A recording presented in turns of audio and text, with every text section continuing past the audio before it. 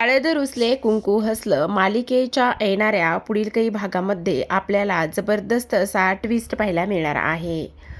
घरी आलेल्या समर आणि अनुसयाचं आढळरावांच्या प्रॉपर्टीवर जो हक्क ते लोक दाखवत आहेत आणि ज्या हक्काने ते ह्या सर्व गोष्टी करण्याचा प्रयत्न करत आहेत, ते सर्व गुपित, ते सर्व सत्य आता इथे जी काही कृष्णा आहे त्या कृष्णाने ऐकलेलं असतं आणि त्यामुळे आता कृष्णा पुढे जाऊन काय पावलं उचलेल, अनुसया आणि समरला त्यांचा हक्क मिळवून देण्याबाबत आणखी काही कुरापती, आणखी काही गोष्टी ती इथे करेल का? आणि सोबतच जेव्हा इथे आता जी अनुसया आणि समर हे बाळजाचं हे सगळं काही पाहतात, तेव्हा आता अनुसया तिला तिची लायकी दाखवून देताना सुद्धा आपल्याला दिसणार आहे. हेच आपल्याला आजच्या या ट्विस्टमध्ये जाणून घ्यायचंय, पाहायचंय. त्यामुळे व्हिडिओ शेवटपर्यंत नक्कीच पहा. तर आता प्रेक्षकांनो, आपण मालिकेमध्ये पाहत आलेलो आहोत की आता इकडे कृष्णाने पंचायत समितीसमोर एक लीडर म्हणून, एक सरपंच म्हणून खूपच मोठा आणि धक्कादायक असा निर्णय घेतलेला आहे. आणि तो निर्णय दुसरा तिसरा काही नाही, तर इथे जी बाळजा आहे त्या बाळजाला शिक्षा देण्याचं. कारण आत्तापर्यंत ह्या बाळजाने खूप काही कट कारस्थानं केलीत, खूप काही कारनामे केलेत आणि त्या सर्व गोष्टींची शिक्षा म्हणूनच आता इकडे तिने एक खूप मोठा धक्कादायक निर्णय घेतलेला आहे. आणि तो धक्कादायक निर्णय म्हणजेच की आता इकडे जी काही कृष्णा आहे त्या कृष्णाने बाळजाला असं सांगितलेलं आहे की काही जरी झालं तरी सुद्धा तू गावामध्ये खूप सारी घाण केली आहेस आणि गावामध्ये केलेली घाण तुलाच आता बाजूला करायची आहे. आणि त्यामुळेच ती आता तिच्या हातामध्ये खराटा देते आणि खराटा देऊनच आता ती गावातली पूर्ण घाण वगैरे काढण्याचं काम आता इकडे ती तिला लावत असते. हेच आता इकडे बाळजाला सहन होत नसतं. पण आता बाळजा विचार करते की नाही, मला शांत बसून जमणार नाही. काही जरी झालं ना तरी सुद्धा आता इकडे सर्वात महत्त्वाची गोष्ट की आता ह्या सर्वांच्या मनात राहण्यासाठी, ह्या सर्वांची मनं जिंकण्यासाठी मला हे जे काही पाऊल आहे ते इथे उचलावंच लागणार आहे, असा सुद्धा आता इथे ती विचार करू लागते. आणि त्यामुळे स्वच्छता करण्याचं, गावामध्ये स्वच्छ करण्याचं काम आता इकडे ती करत असते. आता हे सर्व गोष्टी इथे सुरू असतात. बाळजा थकू लागती. दिवसेंदिवस तब्येत डाऊन होत असल्यामुळे आता तिला ह्या उन्हाचा सुद्धा त्रास होऊ लागतो. आणि उन्हाचा त्रास होत असताना आता आपण पाहतो की बाळजाला तहान लागलेली असते आणि त्यामुळेच तिथेच तिच्याजवळ असलेली पाण्याची बॉटल ती घेते आणि पाण्याची बॉटल घेऊनच पाणी पिण्याचं काम करत असते. आणि त्यानंतर पुन्हा एकदा गाव स्वच्छ करायला सुरुवात करत असते. हे सगळं काही होत असताना आपण पाहतो की आता बाळजा मनामध्ये विचार करते, हे सगळं त्या कृष्णामुळे झालेलं आहे. काही झालं तरी त्या कृष्णाला मी अजिबात सोडणार नाही. कृष्णा, मी तुला चांगलाच धडा शिकवणार आहे, असं इकडे ती बोलत असते.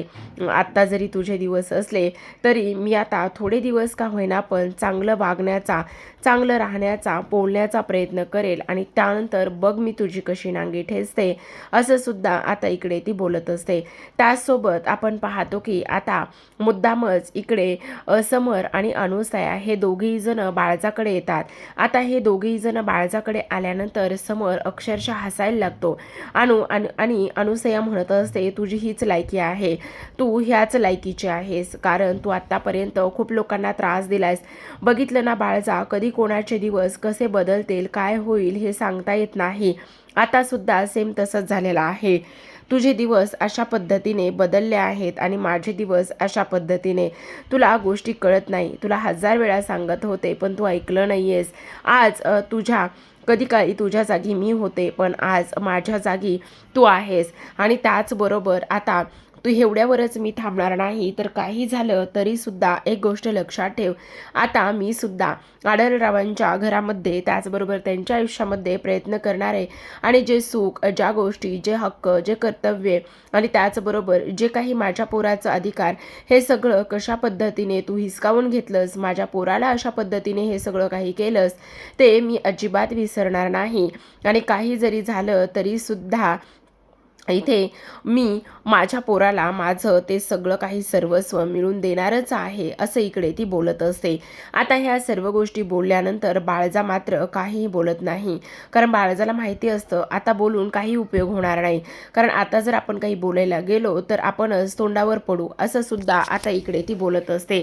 आता ह्या सर्व गोष्टी बोलल्यानंतर समर म्हणत असतो, अगं आहे जाऊ दे, कुठं उगाचच ह्या बयाच्या नादी लागतेस, दे सोडून, ही काय शाणी आहे का? आणि तसंही पाहायला गेलं तर आता हिच्या नादाला आपल्याला कुठे लागायचंय, आपल्याला कुठं तेवढेच कामधंदे आहेत नाही, आपल्याला आता आढळरावांच्या घरी त्यांनी मानाने नेणं हीच महत्त्वाची गोष्ट आहे आणि आपण तिकडेच जाणार आहोत, त्यामुळे उगाचच ह्या बयाच्या नादी कशाला लागतेस. आता इकडे समर हे सगळं काही बोलत असतो आणि त्याच वेळेला आता इकडे जी बाळजा आहे ती सुद्धा शांत बसते आणि अनुसया म्हणत असते, हो समर, तू अगदी बरोबर बोलतोस, काही जरी झालं ना तरी सुद्धा आपण आता माघार घ्यायची नाही असं म्हणून आता जी कृष्णा आहे त्या कृष्णाच्या बऱ्याच काही गोष्टी ते गावातल्या झालेल्या असतात. आज कृष्णाचा पहिला दिवस असतो, गावातील सर्वे आणि हे सगळं ती करत असते. त्याच वेळेला ती आता इकडे पाहते तर ही लोक इथे बाळजाजवळ उभी असतात आणि बाळजाजवळ उभी असताना इथे आता कृष्णा येते आणि कृष्णा आल्याबरोबर त्या लोकांना पाहते आणि म्हणत असते, तुम्ही इथे काय करताय. आणि त्याच वेळेला आता अनुसया म्हणत असते, काही नाही ग कृष्णे, जरा बरेच दिवसाचे जुने हिशोब चुकते करायचे होते, तेच इथे करण्याचा प्रयत्न करते, बाकी काही नाही. कसं आहे ना, ज्या त्या वेळेला हिशोब चुकते केले ना तर माणसाला जरा बरं वाटतं, पण काय झाले ना, मी जरा जास्त चांगुलपणा दाखवत गेले बघ, आणि मी दाखवलेला चांगुलपणा कधी काळी मलाच नडला आणि त्यामुळे मी तुला सांगते ना की इथे आता हिला ह्या सगळ्या गोष्टी झालेल्या आहेत ना तर त्या तिच्या ह्या अशा कृत्यामुळे झालेल्या आहेत असं सुद्धा आता इकडे ती बोलते. त्यानंतर आता सगळेजण घरी जातात. सगळेजण घरी गेल्याबरोबर आता दुष्यंत मात्र कृष्णाला खोलीमध्ये घेऊन जातो आणि दुष्यंत कृष्णाला खोलीमध्ये घेऊन गेल्यानंतर आता ती म्हणत असते, काय चाललंय दुष्यंतराव तुमचं. तेव्हा आता तो म्हणत असतो, काय चाललंय म्हणजे माझी बायको सरपंच झाल्यानंतर पहिल्यांदाच तिच्या हक्काच्या घरी आली आहे आणि म्हणून तिचे थोडेसे लाड करत आहे. तेवढ्यातच आता बाळजा घरी आलेली असते. आता बाळजा घरी आल्यानंतर नेहमीप्रमाणेच ती कांगावा करू लागते. तेवढ्यातच कृष्णा आता तिच्या खोलीमध्ये जाते आणि गेल्यानंतर म्हणत असते, काय चाललंय तुमचं, तुम्ही डोक्यावर बसू नका आणि तुम्हाला एक गोष्ट सांगते, मी इथून पुढे जे मी म्हणेल तेच तुम्ही करायचं आहे आणि ह्या घरामध्ये तुमची गावात जसे तुम्ही गाव स्वच्छ करण्याचा प्रयत्न करताय तसं इथं सुद्धा घरातली कामं करायची आहेत. घरामध्ये सुद्धा तुम्हाला मोलकरणीसारखेच कामं करायचे आहेत, नाहीतर तुम्हाला असं वाटेल की मी पुन्हा बाळजासारखी आहे आणि मी म्हणेल तसं होईल, मी पाहिल तसं होईल, तर ते अजिबात तसं होणार नाही. त्यामुळे एक गोष्ट लक्षात ठेवायची, काही झालं तरी सुद्धा तुमची जागा आता बदलली. तुमची जागा मी आणि अनुसयाने घेतलेली आहे, ज्या की इथे माझ्या सासू आहे, तुमची सवत आहे आणि त्याचबरोबर तुम्ही त्यांच्याकडून ते सगळं ओरबाडून घेतलं होतं, हे तर तुम्हाला मान्य असेल ना, असं सुद्धा आता इकडे ती बोलत असते. त्याच वेळेला आता दुष्यंत कृष्णा कृष्णा म्हणून आवाज देत असतो. जेव्हा दुष्यंत कृष्णा कृष्णा म्हणून आवाज देतो त्यावेळेला आता कृष्णा मात्र येत असते आणि कृष्णा आल्यानंतर ती म्हणत असते, काय चाललंय दुष्यंत सरकार तुमचं. त्याच वेळेला दुष्यंत म्हणत असतो, अगं काय चाललंय म्हणजे तुझं काय चाललेलं आहे, तू तिकडे काय करतेस. त्यावर कृष्णा म्हणत असते, अहो दुष्यंत सरकार काही नाही, बस आता मी सरपंच आहे, त्याचबरोबर मला घराकडे सुद्धा व्यवस्थित लक्ष दिलं गेलं पाहिजे ना. तेव्हा तो म्हणत असतो, हो घराकडे तर लक्ष दिलंच पाहिजे, पण नवऱ्याकडे नाही का लक्ष देणार. तेव्हा कृष्णा म्हणत असते, असं कसं होईल बरं, नवऱ्याला विसरून कसं काय जमणार आहे, नवऱ्याला विसरून तर जमणारच नाही ना. त्यावर आता इकडे दुष्यंत म्हणत असतो, ते सगळं काही ठीक आहे कृष्णा, पण तुला एक गोष्ट मला सांगायची आहे. तेव्हा कृष्णा म्हणत असते, काय आणि कोणती गोष्ट सांगायची.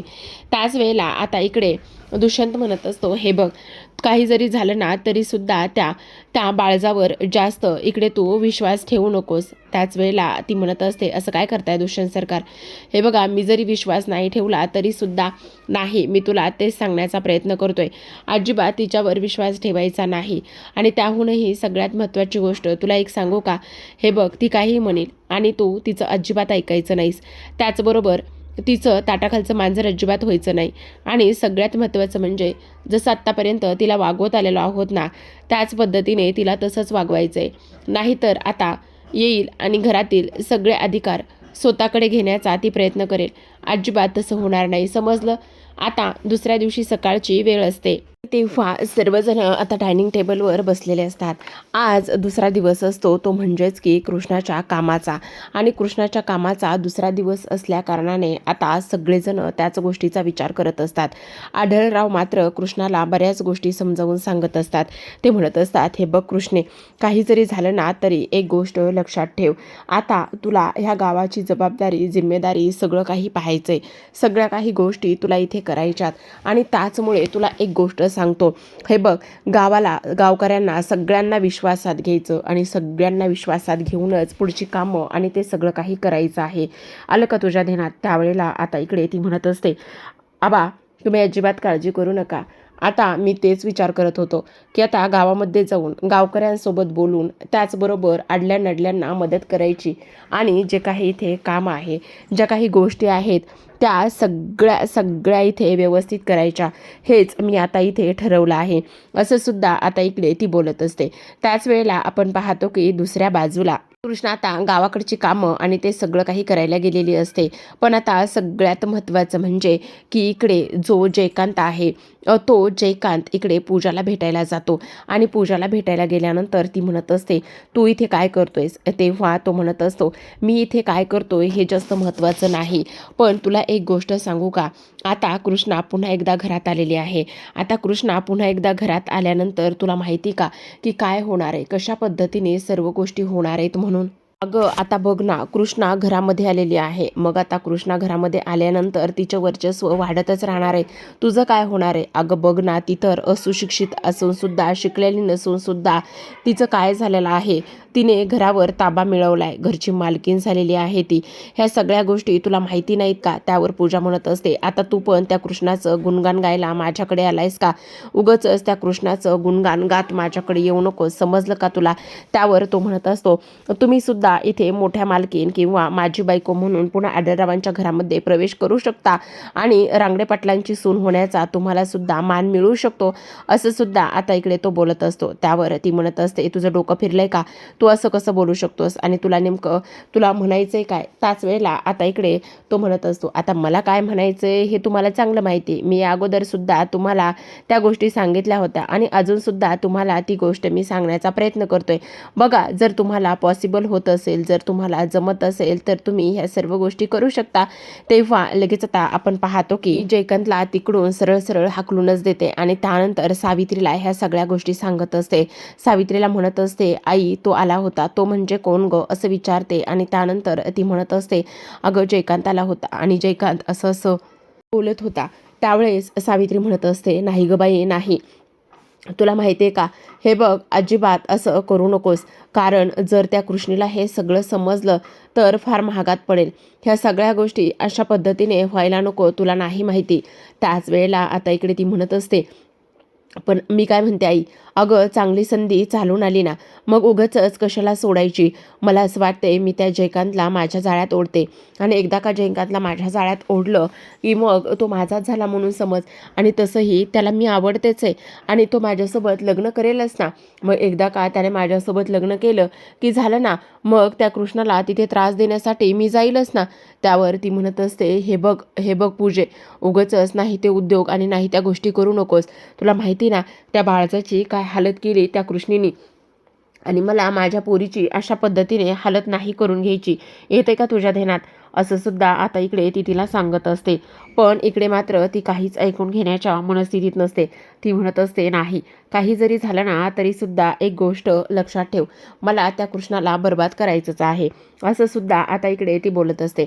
आता हे सगळं काही बोलून झाल्यानंतर आता इकडे दुसऱ्या बाजूला आपण पाहतो, अनुसया आणि त्याचबरोबर समर हे दोघेही जण बोलत असतात. आता समर म्हणत असतो, आय, तुला आता कसं वाटतंय?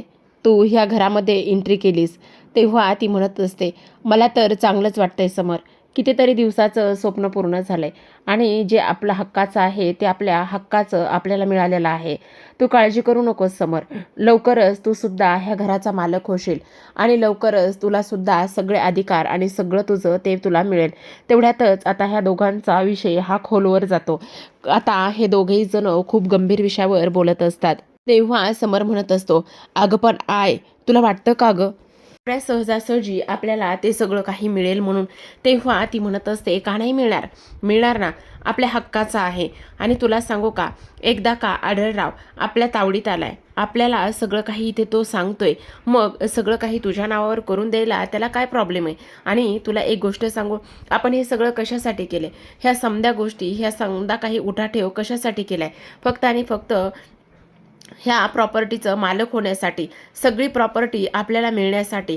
ह्याच्यासाठीच तर आपण ह्या घरामध्ये आलोय, याच्यासाठीच तर कृष्णाचा वापर करून घेतलाय, याच्यासाठीच तर हे सगळं काही केलंय, बरोबर की नाही? मग आपण जर ह्या सगळ्या गोष्टी अशा केल्यात तर मग काय फरक पडतोय? असं सुद्धा आता इकडे ती बोलत असते. आणि त्याच वेळेला आता तो म्हणत असतो, हो आई, ते सगळं काही ठीक आहे, पण सगळ्यात महत्त्वाची गोष्ट एक सांगायची आहे. आणि ती म्हणजे की आता तुझ्या एक गोष्ट लक्षात येते काय? हे बघ, ही गोष्ट कोणाला समजता कामा नये की आपण हे सगळं प्रॉपर्टीसाठी केले. तेव्हा अनुसया म्हणत असते, कोणाला काय बी समजणार नाही. आणि समजलं तर समजलं, त्याने काय फरक पडतोय? कारण प्रॉपर्टी आपली आहे आणि प्रॉपर्टी आपली असल्या कारणाने आता आपणच त्याचे मालक आहोत, बरोबर की नाही? असं सुद्धा आता इकडे ती बोलत असते. आता हे सगळं काही बोलल्यानंतर आपण पाहतो की लगेचच तिथे कृष्णा आलेली असते. आणि कृष्णा तिथे आल्याबरोबर ती म्हणत असते, बापरे, म्हणजे हे सगळं ह्या लोकांनी प्रॉपर्टीसाठी केलंय, प्रॉपर्टीसाठी हे एवढ्या खालच्या थराला गेलेत आणि इथे ह्याला सगळी प्रॉपर्टी पाहिजे, असा कृष्णा विचार करते. आणि त्यानंतर म्हणत असते, नाही, काही जरी झालं ना तरी सुद्धा इकडे मी ह्या सर्व गोष्टी अजिबात अशा पद्धतीने होऊ देणार नाही. आणि मी तर अनुसया आणि त्याचबरोबर समर ह्या दोघांना चांगलं समजत होते, पण हे तर आपल्याच पाठीत खंजीर खुपसायला निघालेले आहेत. नाही नाही नाही नाही नाही, ह्यांना अधिकार मिळावं हे मला वाटतंय, पण सगळी प्रॉपर्टी ह्यांना मिळावी असं मला मुळीच वाटत नाही. कारण दुष्यंत सरकारांनी सुद्धा फार गमवलंय आणि ते माझ्यामुळे गमवलंय, असं ती मनामध्ये म्हणत असते. आणि त्यानंतर एका गोष्टीचा विचार करते की काही जरी झालं तरी सुद्धा इकडे आता हे सगळं अशा पद्धतीने होता कामा नये. कारण आता इकडे ह्या अनुसयाचं आणि त्याचबरोबर समरचं हे भांडं, किंवा त्यांना मी डायरेक्ट जाऊन बोलू का की तुम्ही असं असं करताय आणि सगळी प्रॉपर्टी तुम्हाला पाहिजे आहे आणि त्यानंतर तुम्ही ते सगळे प्रॉपर्टीचे मालक होणार आहात, असं मी म्हणू का? त्यांना विचारू का तुम्ही हे सगळं काय म्हणून? अशा विचारामध्ये कृष्ण असते. त्याच वेळेला आता इकडे दुष्यंत येतो आणि दुष्यंत म्हणत असतो, काय कृष्णा, काय चाललंय? काय तुम्ही आता सरपंचीनबाई, आमच्याकडे तुमचं कुठे लक्ष आहे? तुमचं तर आमच्याकडे लक्षच नाही बाबा. तेव्हा कृष्णा म्हणत असते, काय हे दुष्यंत सरकार, काय बी तुम्ही आपलं? तेव्हा तो म्हणत असतो, हो, मी अगदी बरोबर बोलतोय, तुझं कुठे आता माझ्याकडे लक्ष आहे सांग बरं.